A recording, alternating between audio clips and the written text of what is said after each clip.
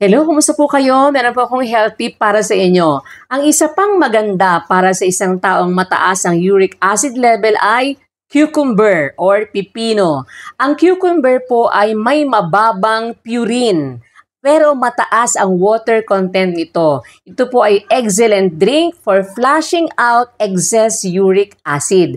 Para mailabas natin ang sobrang uric acid, maganda po na uminom ng pipino juice. Kasi yung cucumber juice, ito po ay nakapagpapaihi. It acts as a natural diuretic para mailabas ng ating kidney yung mas maraming uric acid. Maganda rin po ang green tea dahil mayaman po yan sa catechins, powerful antioxidant that have anti-inflammatory properties.